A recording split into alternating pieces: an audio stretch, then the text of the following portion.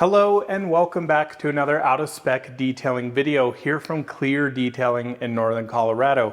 Next to me here, we have the brand new re-engineered Tesla Model 3. This is in the dual motor trim. And today we're going to be doing a full build quality analysis on this particular vehicle. This is one of the very early cars that has come to North America. My colleague and friends Kyle and Brandon Tesla Flex went through a build quality analysis on a very early Shanghai built Model 3 over in Europe a couple of months ago now.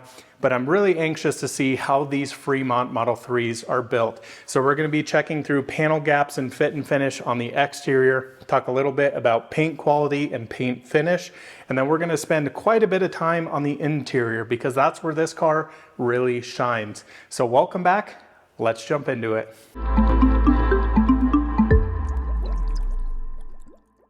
The Model 3 has been one of Tesla's most successful vehicles, and there's a lot riding on this new refreshed, re-engineered, or Model 3 Highland.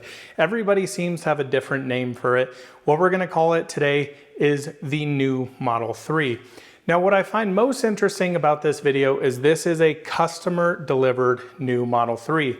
Again, like I said in the intro, my friends Kyle and Brandon had a rear wheel drive Model 3 over in Europe of the new variant, and they were blown away with the build quality. But most importantly, that was built in Shanghai, largely regarded to be one of the best at building Teslas with great panel gaps, no noise, no rattles, and very, very high efficiency there. Now, Fremont has been a completely different story. We see cars in here all the time that panels are huge panel gaps or super tight. It's really strange to me with Tesla how you can get one day that's amazing and the next day it's like, what did you guys do to this thing? Now, I personally own two of the last generation Model 3s. I have a 2021 Model 3 Long Range and a 2023 Performance. So I'm very, very familiar with these cars. Now, in this video, I have had some stuff online talking about the new Model 3 refresh or Highland or re-engineered car. Again, you can see my brain still doing that as everybody calls it something different. There's been a lot of things I really like that have changed on this, and there's been a lot of things that I'm kind of questioning as to why they did that. I'm going to try to leave my opinions completely out of this and just show you what the build quality is, what's new, and what's changed. Now on this channel, we're not going to be talking about efficiency and the new suspension and how the car drives. If you're interested in that, definitely go over to Out of Spec Reviews and watch some of the videos Kyle has done on this. We are really focusing on how this car's screwed together, what the interior feels like, different changes they've made. Largely, the outside is very, very similar. We have a new front fascia with new headlights, a new rear fascia with new taillights, a diffuser, but largely it is still the Model 3 silhouette. Then once you jump inside, you really feel where they've spent their time on this car with change of materials and just refinement everywhere. So we're gonna stick to that. Now let's talk about pricing on the new Model 3. The Model 3 rear wheel drive starts at $39,000. This particular dual motor trim starts right at $48,000, and you will notice it has the $1,500 Nova wheels, which are a 19-inch wheel. Very cool to see these on the new Model 3 here. What I also find interesting about this car is the lack of tax credits, and I think that may sway quite a few people away from this car, as just recently last year, I picked up my Model 3 Performance at $48,000 sticker and was able to get $12,500 in tax credits. That's $7,500 federal and $5,000 state in Colorado. This one does still qualify for the Colorado state incentive of $5,000, so just keep that in mind. But first, let's start on exterior fit and finish. First off, with the new Model 3, we have new colors. So we have two new colors. We have Ultra Red, which of course this is not, and we have Stealth Gray. Stealth Gray is the free option color for the Model 3 currently. What's interesting is a lot of folks think it is just a darker midnight silver metallic, but in this light you can see how much more just grayscale this is with slight bit of blue hue into it. And then you look at this thing and go, whoa, it's got a lot of blues, a lot of purples. This is a very unique color and very, very different to Stealth Gray. Stealth Gray is substantially darker.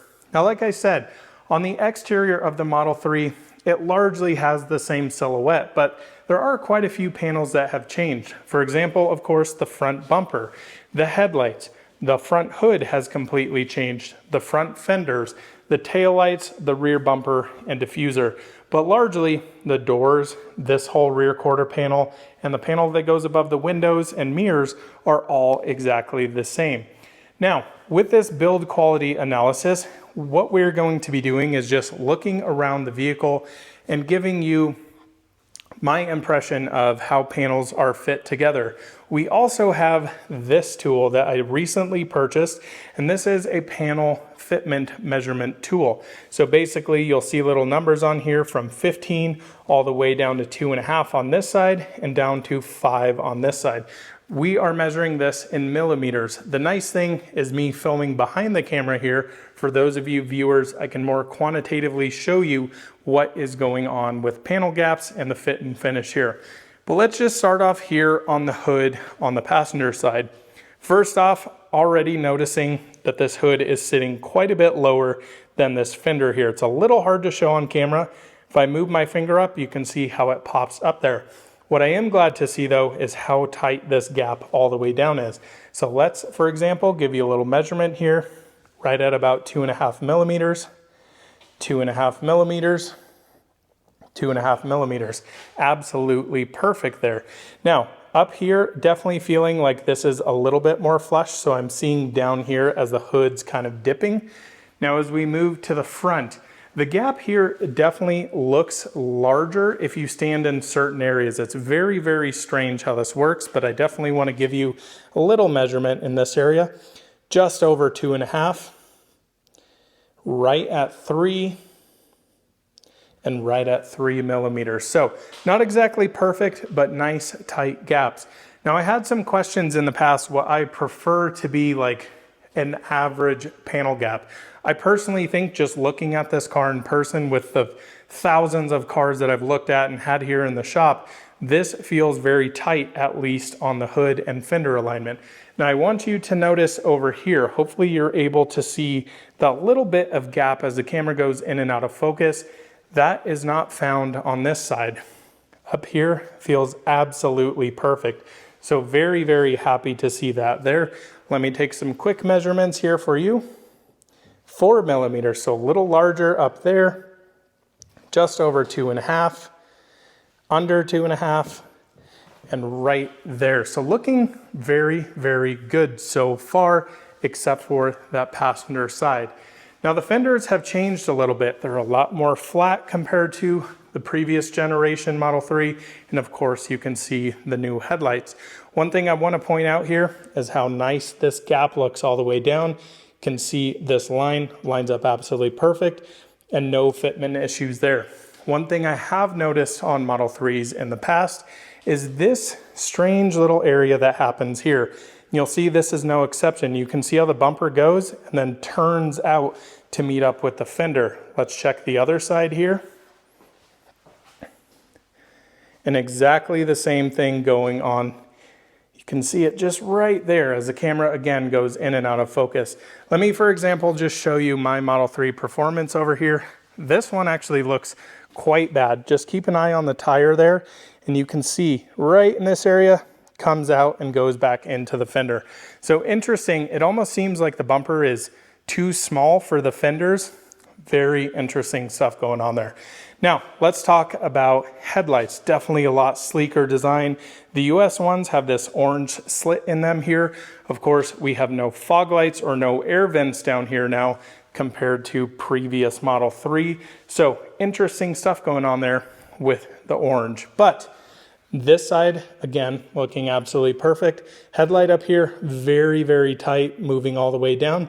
Does open up a little bit and gets extremely tight there, almost to where it's contacting paint.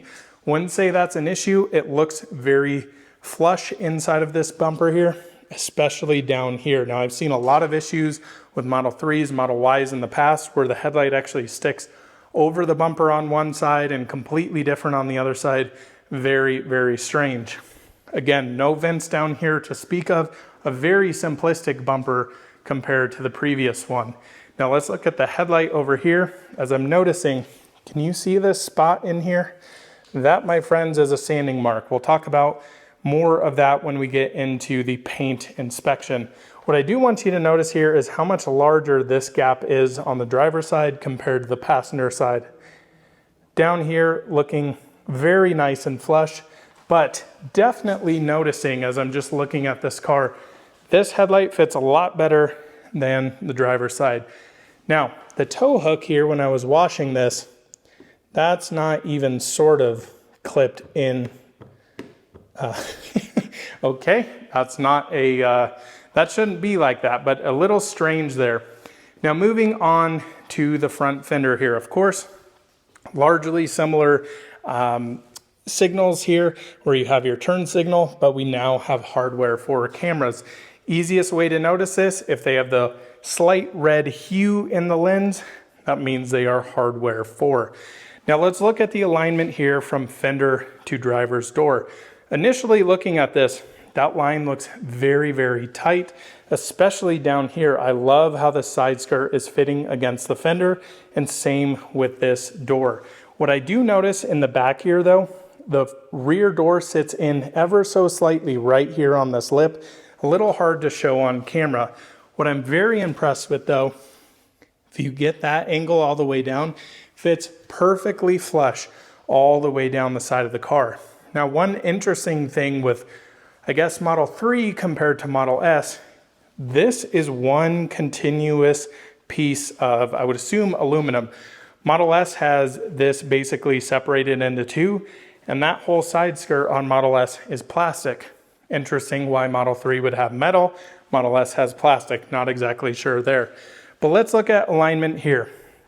First thing I'm noticing, the door is pushed in a little bit. What's nice though is these lines all line up perfectly, but let's take some measurements down here for you. So I would say definitely under 2.5 millimeters there. We're right at 3, a little under 3, or I guess a little over 3, around 4 and 4.5. So definitely not perfect. As I'm looking at it, it doesn't look that bad, but that's why this tool is so interesting to use. It can show you guys things and actually teach me some things about how to really look through these cars. But I would say that panel gap looks completely normal, and I would say it looks darn good. Now here, fender to this, I call this A-pillar, but it's really the whole roof pillar structure. This all fits great until you get to here. Now the fender sticks in a little bit, and this A-pillar definitely sticks out more than the door, which I think is causing this particular issue. But I hope you can, there you go, you can kind of see it there. That little piece sticks out a little bit more. Now, mirrors, of course, are the same as old generation Model 3. One thing that I've always hated on Model 3 is this triangle. Now you can see this piece here has some wiggle room. As a detailer, when I'm cleaning windows or washing the cars, I am always freaked out about these. Worried about wiping a towel over it, snagging it, snapping in half, or just completely popping the piece off. So I'd like to see that improved from Tesla. Now let's follow this all the way up, this nice matte black trim here. Just noticing the gapping all around here fits very, very flush all the way back here. Even back in this particular area, you can see how nicely this is all lined up, very flush in there, not common on many cars. Again, keep in mind, this is a Fremont built Model 3, not regarded as one of the best assembly plants from Tesla, but gotta say, quite a few nice things going on here.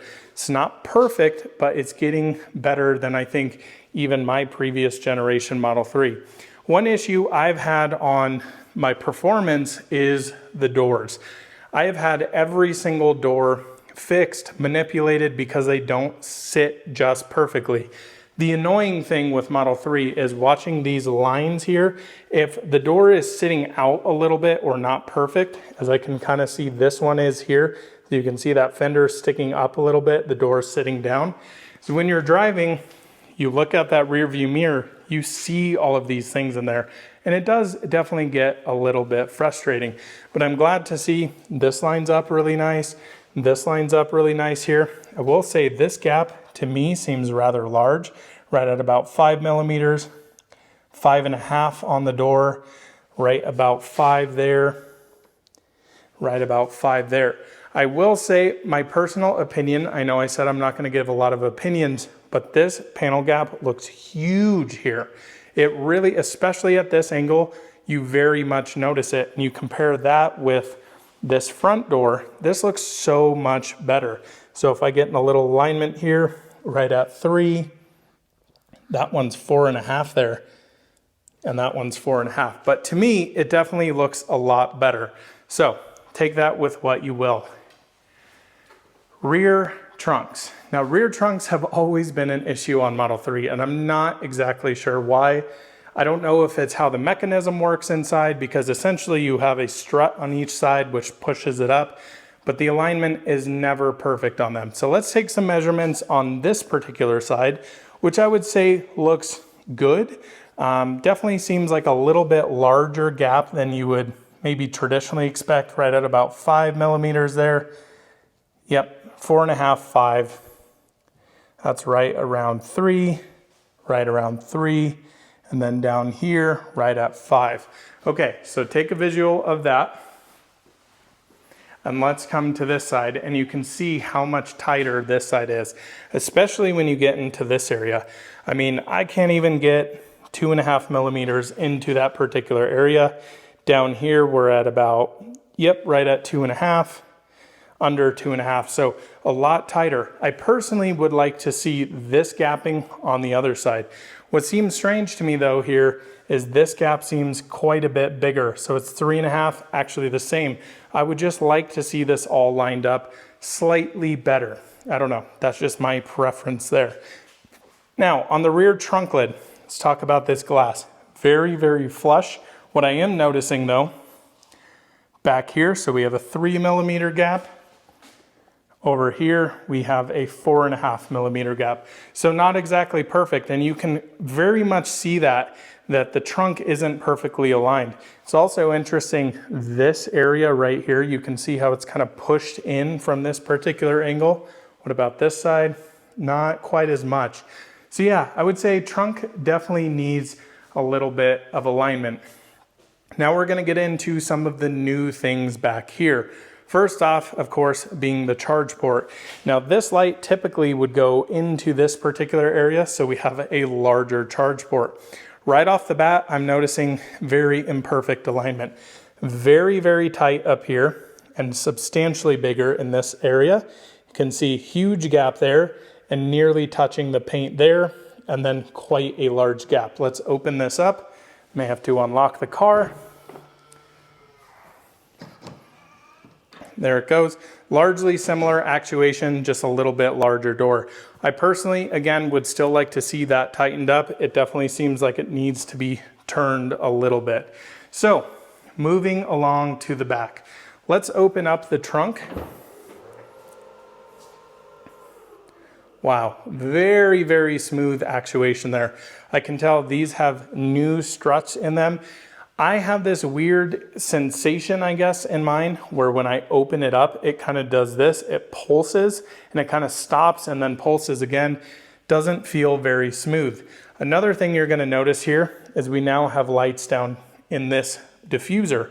Up here, the lights actually move with the entire rear hatch. I think that's quite cool. Definitely getting Model S taillight vibes back here, but it's very different to see how this panel does not have a light in it. So I'll be curious to see what people think of that over time. One thing I will notice and point out while we have this open is this particular side. You can see how this moves down very flush here and then opens up. I'll show you when we have the trunk down what a difference that makes. Let's see over here. Perfectly flush in that particular area, so glad to see that. Let's close this and see how smooth and quiet. Very, very nice. Really nice job. So down here, this is what I'm talking about. So see how there's nothing there and then all of a sudden you see this plastic come up. I'd like to see that pushed in and refined a bit more. Now, I'm going to give you one opinion here. The new Model 3 rear end looks amazing. The new taillights, the new refinements back here. One of the interesting things I have not really noticed from photos is this sculpture here, how rounded that is and how kind of bolstered and pushed in this particular area. Wow, it looks so, so nice. Of course, back here, we also have new script. Instead of the Tesla T, it now says Tesla across there. I don't know, some people may prefer that, whatever it may be. One thing I do want to notice is this dual motor badge. Now, to me, it looks like the dual is perfectly centered and then the motor is kind of turned up. That could just be me at this angle that I'm standing. What do you guys think? You'll definitely let me know in the comment section below, but definitely doesn't look perfectly straight there. One thing I'm noticing a difference from previous generation Model 3 is we now have a tow eye down here. Okay, didn't know that. Let's see, hopefully this one's, yep, this one's in as intended compared to the front one. So very, very good to see there. Now, let's look at tail light gaps here. Very, very flush, especially up here.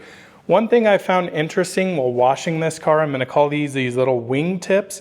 I do concern myself with washing, detailing these things, that you're going to pick up one of these edges and potentially crack the light. That one's not quite as bad as how large this one is.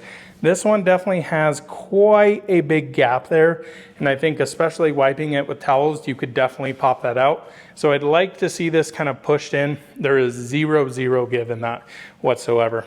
Very, very tight gapping here. I would just love to see panel gaps like this all the way around a Model 3, but if you're gonna go buy a Porsche or something like that, that's really what you expect. This is, though, normal Tesla build quality. Just look at this panel. Very tight, quite a bit larger than down here. This is very, very common with Tesla. Not perfect, they're nice vehicles, but they're just not completely dialed in. Now this side is substantially better. The gapping looks way, way better. Over here, where your charge port would be if it was on the passenger side, this panel fits nearly perfect, I would say. This gapping's fantastic all the way around here, fits much more flush. One thing that I'm noticing is a little odd to me maybe, is this body line, I guess, on the mirror. And you can see it is not even close to being right there. You would think that they'd want this line to run perfectly with that, but it's pushed back. Maybe that's an alignment issue on this one. Nope, same exact thing. Very odd there, to say the least. Now I've got to say, bumper to rear fender alignment here, fantastic. Very tight gapping. This looks great in here. Definitely noticing a little bit that the bumper's sticking out ever so slightly. That's being super nitpicky. In person looks fantastic. What do you guys think of the new diffuser down here? Definitely more Model S, Model Y vibes to this. Definitely looks different. Now moving over to this side, you can see bang on the money there with the bumper to fender alignment. Looks so, so much better.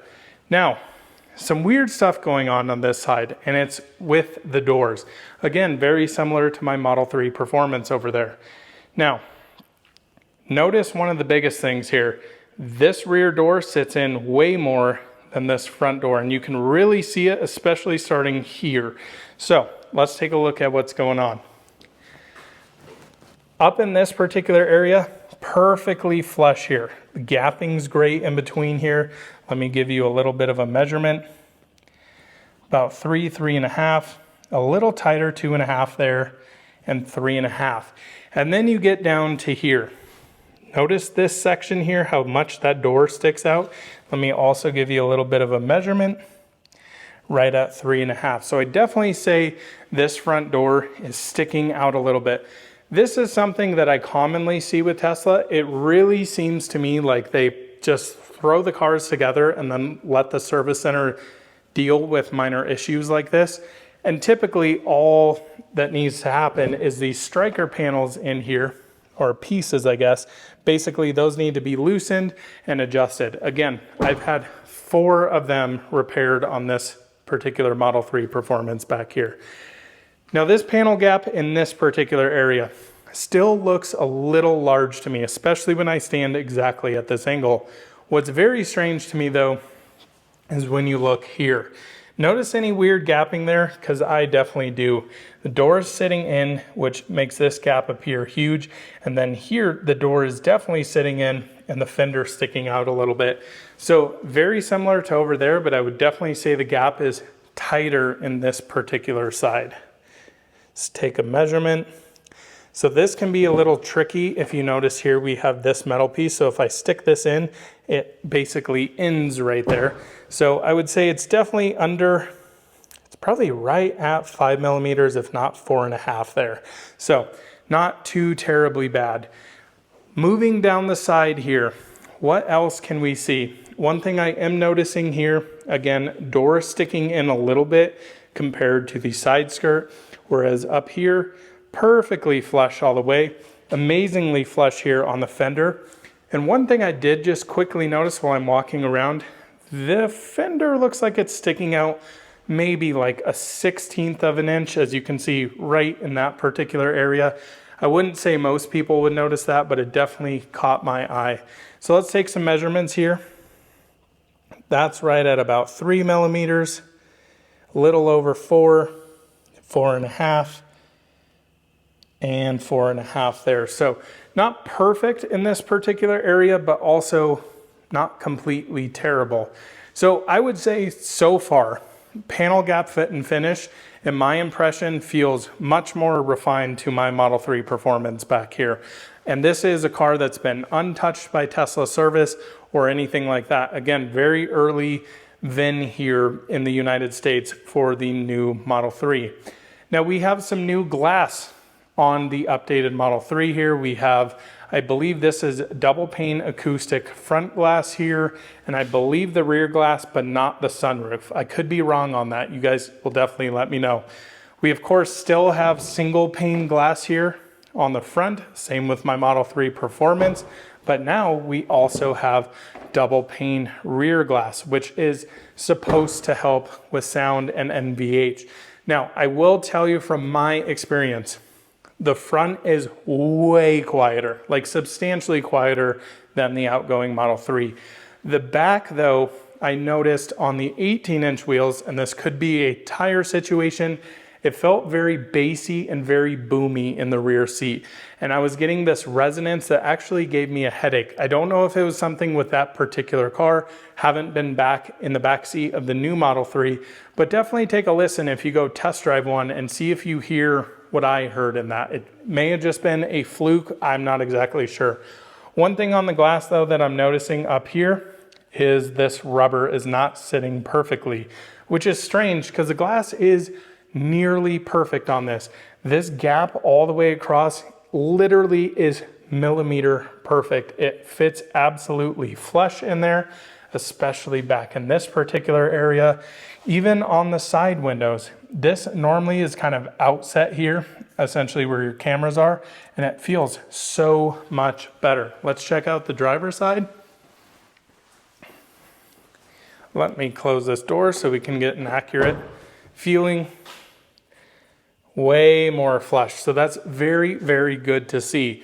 So my impression of the new Model 3, much, much better. Is there still refinement needed? I would say absolutely. Mostly to do with all the moving panels. The rear hatch, some of the doors, I would say this gap needs to definitely be tightened up. This rear passenger door needs to come out a bit, and this one needs to come in. Now, I want to give somewhat of an explanation to these videos as well, because I do get a lot of comments of saying, oh, this is a sample size of one. And while yes, it is, it'd be impossible for me to go and do a build quality analysis on every single Model 3 produced. We have what we have here. Now, again, we'll see some come in that are really good Model 3s. My white one was way better built than my gray Performance over there. So do keep this in mind. I would just kind of look through your car if you're taking delivery of a new Model 3, walk around things. Tesla has been good about fixing a lot of alignment issues, but there's definitely some that are worse than others. But my impression with this particular one, very similar to the Shanghai belt one that Kyle and Brandon reviewed, is exterior fit and finish feels a lot better. So good remarks to Tesla there. And you can say what you want about the styling. It's not my personal favorite, especially in the front end, but I think a lot of people really prefer this design over this design. Let me know in the comments. So next, let's go inside, because the inside is where things have all changed. So now let's move inside the new Model 3. And as you can see, tons and tons of changes if you've seen what the older Model 3 looks like. So many different materials. It just feels like this car has been matured quite a bit. The use of materials is so much better in my impression. The lack of plastic in here is truly impressive compared to the previous generation Model 3. So first off the bat, one major difference, we have a lot of creature comforts and new features. One of those being ambient lighting here. Nice in the doors, all around the dash, but I have to point out one thing that would drive me nuts. And as you can see, that is up there where the line doesn't match up perfectly. And I had a concern about this when the car first came out. I said that line will never line up. And in this particular example, I was truly right. You can really see how bad it is, even from just over here. The other thing that I think is a little strange, and it's kind of one of those things, once you see it, you kind of can't unsee it, and that is how the ambient lighting here comes down here, and then on the back door, it goes up. What the heck is going on there? You would think they would make it perfectly even all throughout the car, but I think that's one that you can somewhat forgive. I just think areas like that need to be much more refined. Again, I think one of the most impressive things here is I really can't find anything that is exactly out of the older Model 3. Maybe how the seat rails work, those even look slightly differently, but we have even a new screen, we have new steering wheel, new dash, new door cards. Everything is new in here and improved in certain areas, and in certain areas, I think they definitely took a step backwards. I may give some information about that, one of it being stockless design. But let's start over here on the door card. Now Tesla uses not leather, but vegan leather. Now personally, I don't love the connotation of using vegan leather in cars, but I think they're gonna sell a lot more instead of calling it synthetic leather, calling it vegan leather. I don't know, I could be totally wrong there, but the materials in here, so much nicer. So up here, we have a nice soft touch vegan leather up here. Then you see the ambient lighting run through. This looks to be like aluminum, but from what I'm seeing here with my professional detailing eye, is that this is essentially a piece of plastic that is painted somewhat of a dull kind of satin silver. I think it looks very elegant in here, definitely doesn't look cheap in any regard. Now, one of the biggest differences is there are 3 main different door cards within 2 Model 3 trims. So what I mean by that is if you get a Model 3 rear wheel drive, this entire piece of micro suede, no, this is not Alcantara, is a cloth material more similar to this. And definitely when you get the long range, this feels much more premium. Then what's interesting is if you get a long range with white interior, this entire piece is white vegan leather. So I think it's interesting how they did that. Definitely seems to be a huge white piece, as you can tell here if you do option the white interior. I personally really like the door cards on here. I'm a huge fan of micro suede, how it looks.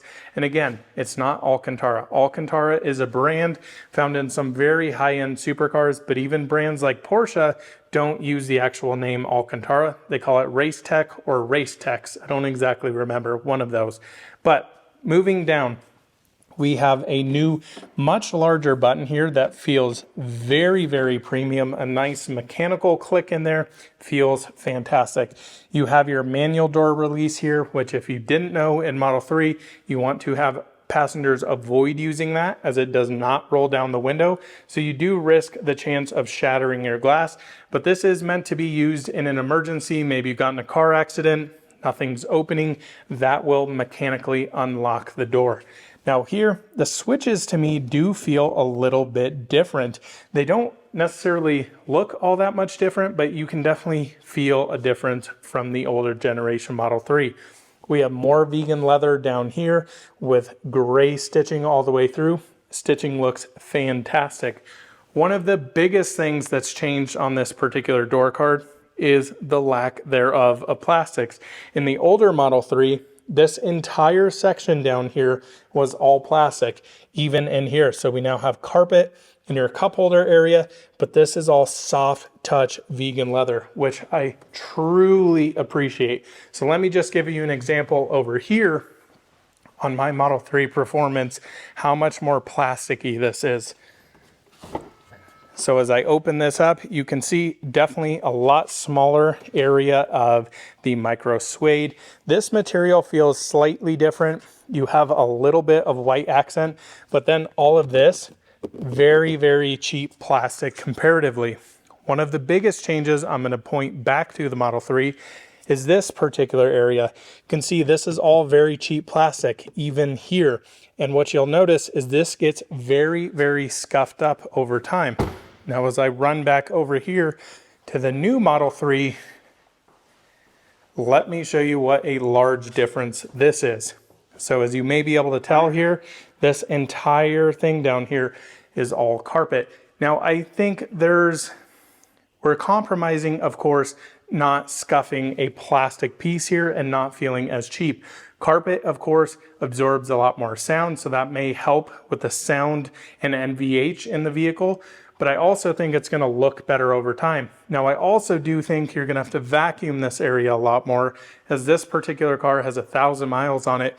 I did a quick interior detail before filming this, and these were really filled up with dirt. So it's probably easier to clean those, but I think these are going to wear better over time. So give and take there.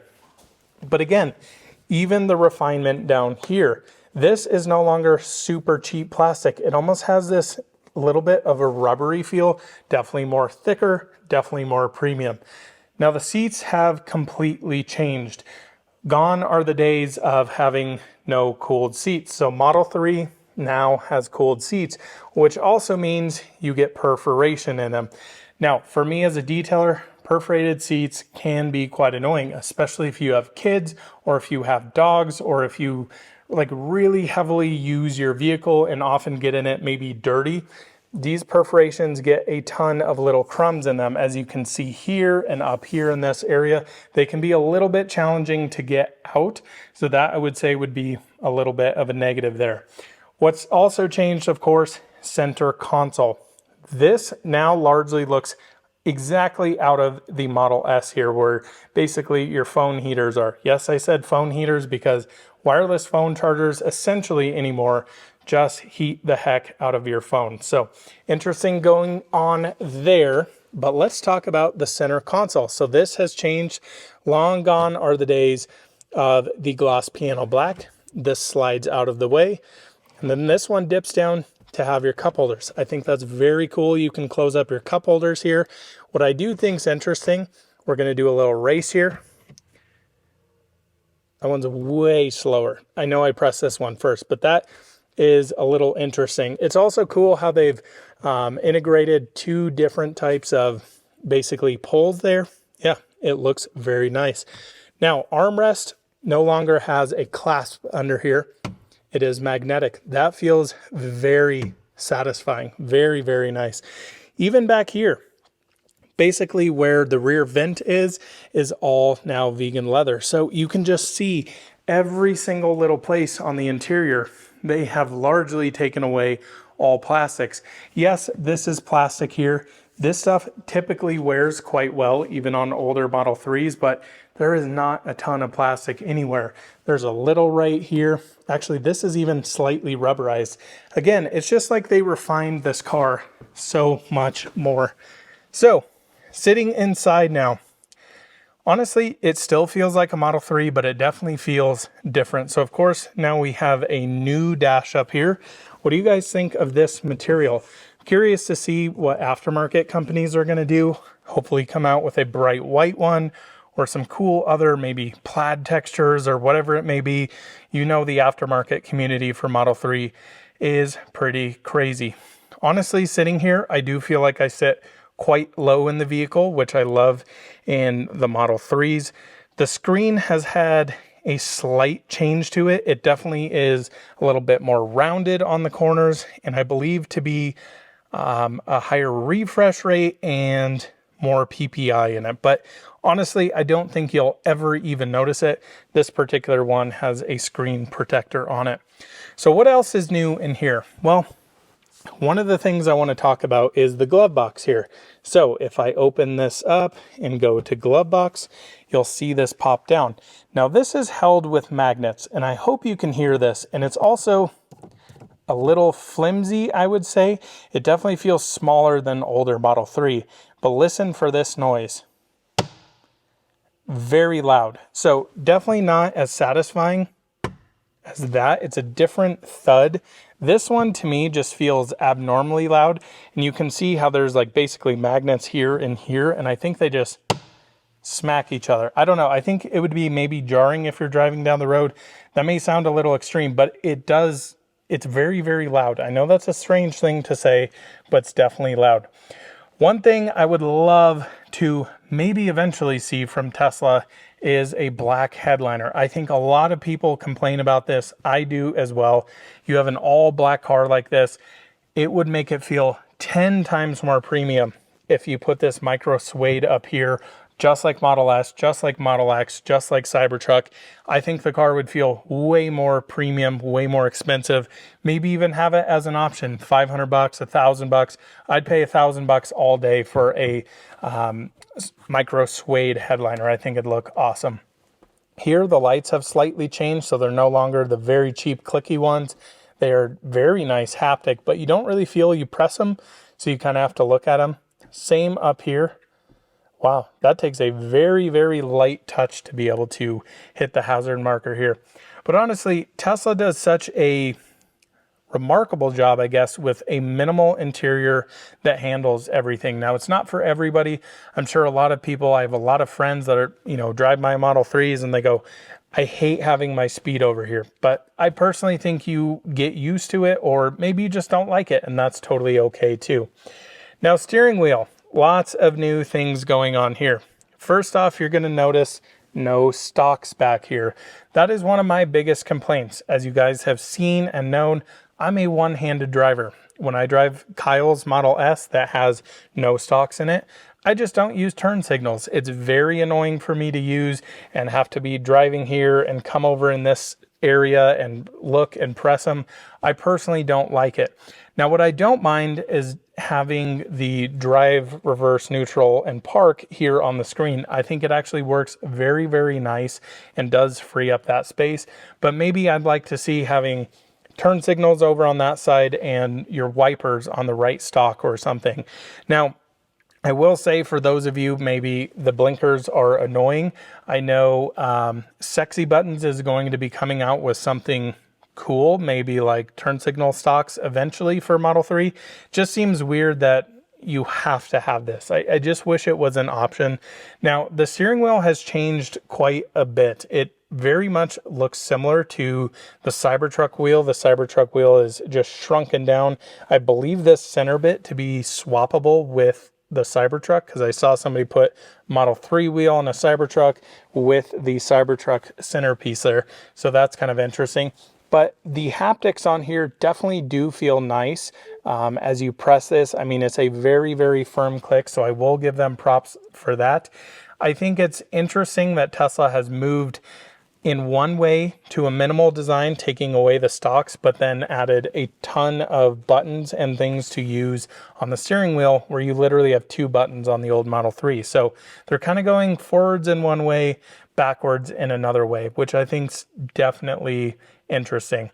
One thing I do want to note on the steering wheel that I particularly don't like, and I've never heard of anybody saying this, but I'm very weird with this. no longer are the days of stitching here. So they've actually put the stitching here on the backside. I don't even know if I can get a good view of that, but essentially right where your hand rests, you now have all this stitching here. The reason most manufacturers put stitching right here is you're not touching that area, or maybe just with your fingertips, but now it's kind of lining up here. And I do find with both Cybertruck and new Model 3 driving them that I kind of sit here and play with the stitching in this area because it just feels a little uncomfortable. Now what they've gained with that is it looks a lot nicer, but I don't think texturally wise, a lot of people may like this. I don't know, maybe you have a Model 3 refresh, the new Model 3, goodness sakes, I can't even keep this straight, and may not care about it, but that's just one of those things that I've noticed in the car that feels a little strange to me. The steering wheel feels very nice, very nicely sized, great material here on the steering wheel, and definitely has this more sporty vibe to it than I would say than the more economy steering wheel. Now, my personal preference, I still like the old steering wheel better and having the stocks. Now, again, here in the front seat, the lack of plastics. What I want to talk about is this over here, this B-pillar. This used to only be this very, very cheap plastic. We've seen these in older Model 3s. Those pop out. You go around a corner, your passenger hits their shoulder against that, and it starts making this clicking noise. So it's just, I love how they've gone through and really refined everything. I mean, even here on the glove box, this is all vegan leather here, and even down here. The only real plastic I can see is... no, that's even vegan leather on the top of the steering wheel here. This is plastic, and that is as well. No complaints there. That's phenomenal. Very, very, very impressive. So I think let's jump into the back seat and talk about the rear passenger space. Now, one thing that I have complained about with Model 3 refresh is the rear seat. They have changed something here to give you less headroom, less leg room. I don't exactly know what's going on, but I looked on dimensionally on the website. There is a little bit less headroom and a little bit less leg room. I believe what's happened here is the bottom of the seat has been angled up and this has been slightly angled forward maybe. I'm not exactly sure, but just getting in this car and into my car, it feels very, very different. But that's kind of where the complaints end for the back end space. So again, all carpet down here. Now I have 3 golden retrievers that go in my Model 3s. I either have a car cushion back here that they can jump in, or I fold the seats down. They have plenty of space to kind of lay down. This area being carpet here is fantastic. My dog scratched the heck out of this particular area. So again, I think that's one of those refinements that is much needed to not make your car look so dated so quickly.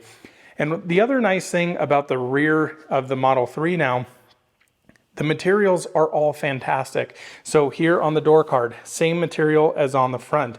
Again, ambient lighting. Personally, I do find it annoying that it doesn't match the front, but that's just a little nitpick. Amazing Alcantara back here.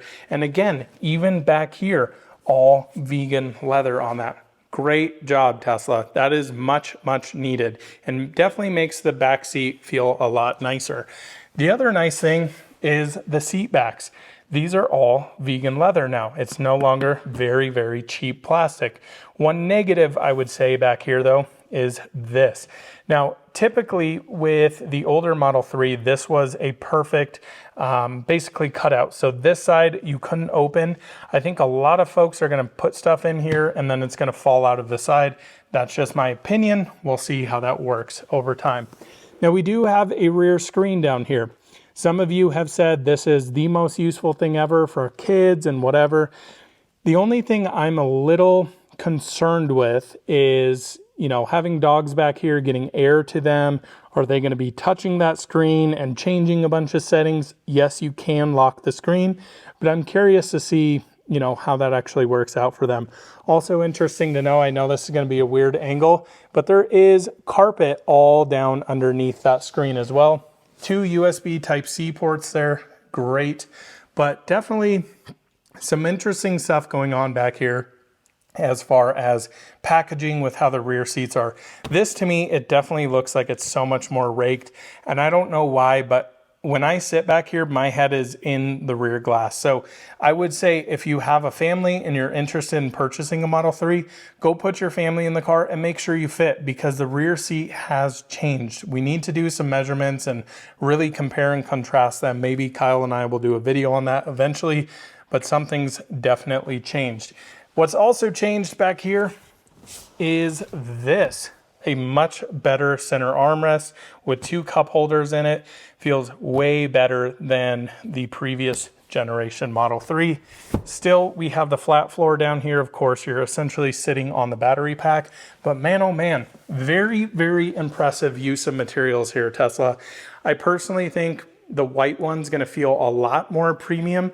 The black is not bad, but I definitely think the white one is gonna feel a lot newer, a lot fresher. It's gonna feel a little bit more airy. This to me looks very simple in black, but some people don't want white seats, so I can understand that. Now, another area that's changed on the inside is back here in the trunk. And you'd be surprised to say, what the heck do you mean? Well, they changed a lot of plastic yet again. Now, first off, again, carpet feels very, very different to me throughout the entire car. It feels like an upgrade to the traditional Model 3 that we've seen in the past. First off, this panel back here used to all be plastic. It gets scratched to absolute heck. This is all carpeted now. Great. This back here, all carpet now, just like Model S, just like Model X. So making improvements to basically their cheapest vehicle they produce. And I think these are much needed. This entire area, you put anything back there, you pop this open, it's just scratched to all heck. So very, very cool stuff going on here. I'm not gonna open up the under trunk storage. Wow, that's a heck of a word. Customer has some things in there. I do wanna show you the frunk here. Let's see if I can get in here and open it up.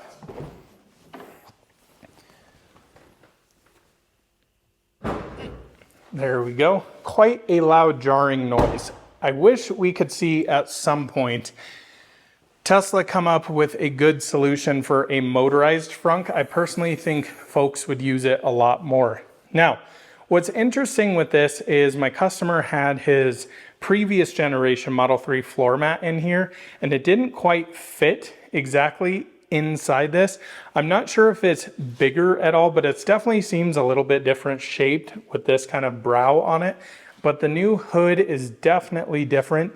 And also your washer position is different. I think this is a much better angle up here than filling it up in the corners. So little refinements here and there, but I think it is very, very much more mature. It's also interesting to see how much different the hood design is compared to previous generation Model 3. And just while we're at it, just as you've seen the interior, let's just take a look here at the older generation and tell me what you think. So this does have some upgrades, like some Alcantara on the center armrest, the center console, and the dash there, and some ambient lighting I've added aftermarket, but definitely feels different. Again, I have a preference for this interior, but I like a lot of the new materials and features, like having ambient lighting, not having this area just get scratched to heck, as you can see a little claw mark there. But as you notice, the seats definitely look different. And what I think one of the biggest differences is there's more cushioning on the new Model 3. So I think you sit slightly lower in this one. I don't know. It just could be me, but even the headrests, look at the headrests, how much lower those sit to the glass. Let me pop back over here and see. I don't know, guys, you have to go sit in this thing because it feels so much different in the back seat to the last generation 3. Yeah, it definitely sits a lot higher up there. I don't know, very, very different. So I'd say interior wise, Tesla did a lot of great things. Again, my biggest complaints are not having stalks, which I think are a large complaint for a lot of folks.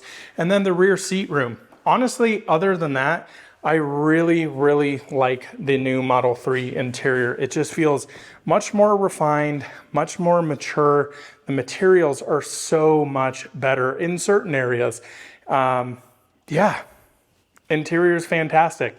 So we've done build quality analysis on the outside. Feels better than the last one. Interior feels better in certain ways than the new one. So I'd say a lot of people, this would be a great daily driver, a great daily commuter. And I think you're really going to enjoy the new upgrades if you're not as nitpicky in certain particular areas. I still have yet to see the new Model 3 refresh with the white interior. It's very hard comparing black to white interior because I just think the white feels so much more airy. It looks more modern, looks more elegant in my personal opinion. So it'll be interesting to see. So now that the main build quality is done, for the detailing nerds that have made it this long in the video, we're going to talk about paint quality. So I'm going to look at the texture, the finish. We're going to take some measurements. Now, because this car has 1,000 miles on it, I've looked over it. It has quite a few scratches on it. Let me just show you down this side. Like, this is something I can't put on Tesla. See around that light, you can see all those really deep scratches. I can't say this wasn't from my customer. So this is in for a paint correction, ceramic coating, all of that fun stuff. I don't think it's fair to say, oh, this was done at the dealership when the customer has had it for a couple weeks and 1,000 miles. So the only imperfections I'm going to point out are texturing, color differences potentially between bumpers, which Tesla has been notorious for having pretty bad color matching. I'm also going to look for sanding marks and paint nibs. So typically you'll see where there's sanding marks, there has been paint nibs.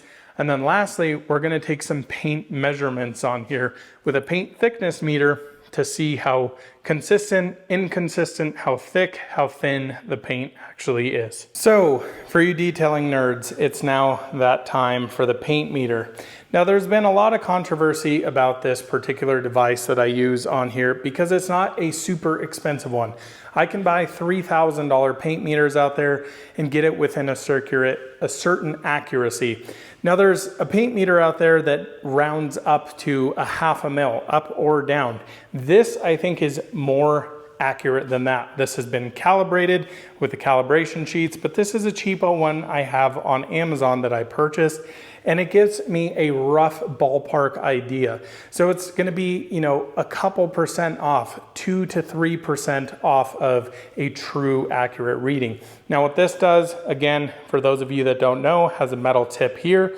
The paint is metal, sends a signal down and reads the measurement in between that. Now in that, of course, you have primer, you have base coat, you have clear coat on there.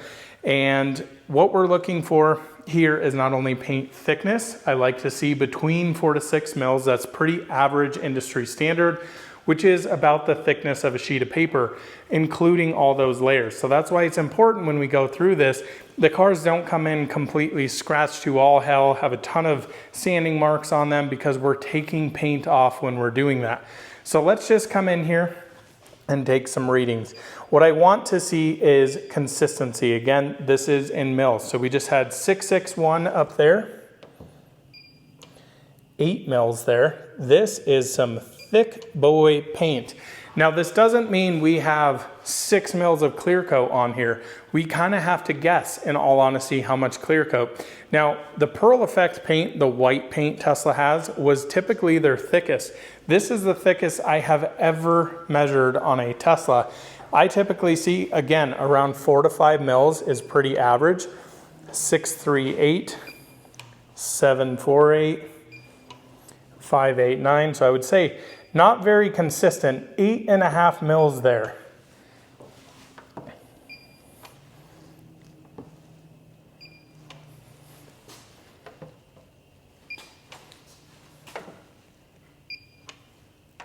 So this fender is looking reasonably consistent compared to the hood for sure. So let's come up here.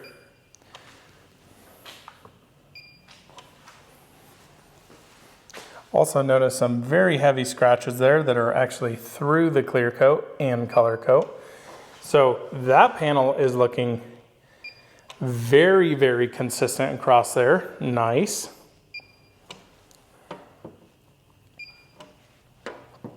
I can't believe how thick this paint is. 838. That is the highest reading I have ever seen on a Tesla. Holy smokes. Again, it's good and bad because, okay, I'd rather have more paint on a car than have no paint on it. But again, I have zero clue as to how much clear coat I actually have on here. I could have 1 mil of clear coat, I could have 6 mils of clear coat, and the rest be color coat and primer. But this just gives me a rough idea. The also nice thing about having a tool like this, if you're going to purchase a used vehicle and you're reading it and you maybe consistently, like on this Model 3, you're around 7 mils and then this door's at 13 or 14 mils, you know this has been hit and repainted at some point.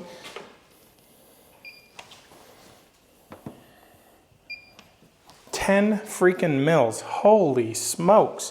What? And then 5 mils, so half. And then 9. Okay, so their paint is all over the place on this car. And I'm not thinking that that is necessarily a Model 3 refresh thing. I would assume this is probably down to it being a new stealth gray color, which is new to Tesla here in North America, and I guess the world as well. But holy crap, this is all over the place. Let's come way down here on this fender. Wow. So, thick paint, very, very, very, very inconsistent. I mean, having 10 mils back here and 5, holy cow.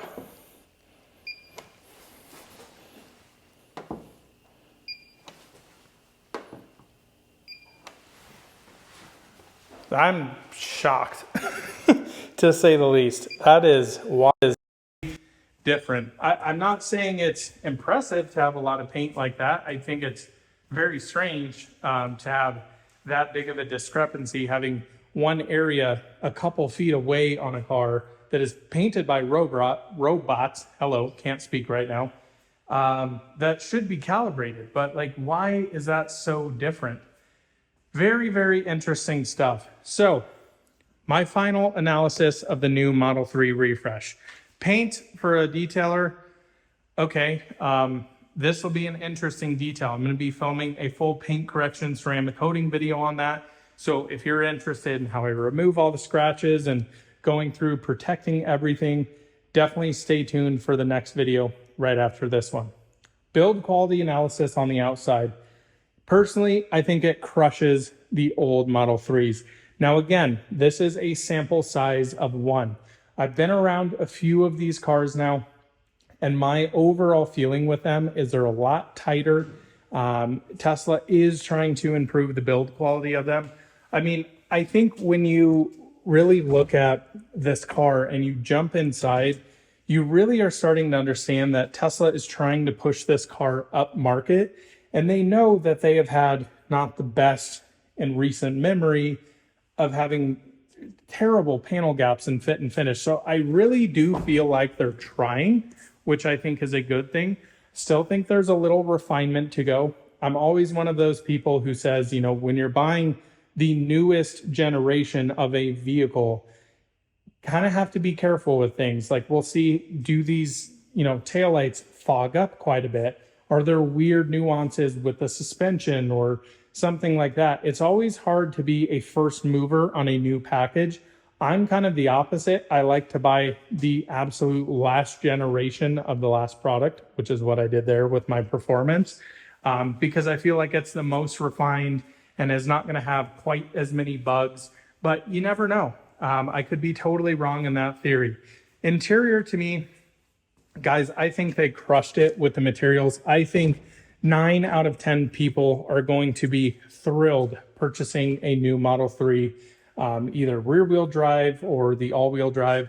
And hopefully soon we get the ludicrous in that's, you know, bucket seats, crazy fast, and really a screaming spicy meatball. But I think they did a great job here. I wish they would give you some options, especially for having stocks. For folks like me, it's not the end of the world, but it's definitely an annoyance. And when I drive around, I just don't use the blinkers when I'm driving a stockless Tesla. That's just me. I don't really think taking features out of vehicles is a good thing. A lot of people say that it's no problem. Make your own judgment on that. That's just my personal opinion. So gotta say, guys, I'm pretty darn impressed with the new Model 3. Feels much more refined. It feels like it's much more mature.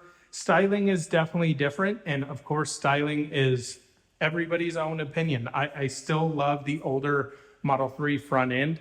This new rear end though, money, absolute money. So let me know what you guys think. Did this build quality analysis impress you? Do you still think Tesla has a long way to go? I'm still kind of like shocked over the paint. That seems crazy to me. Whatever it may be, leave it in the comment section below. Stay tuned to the next video where we're going to be fully detailing this new Model 3 long range. Thanks so much for watching and joining me on another out of spec detailing video. We'll see you in the next one soon. Bye-bye.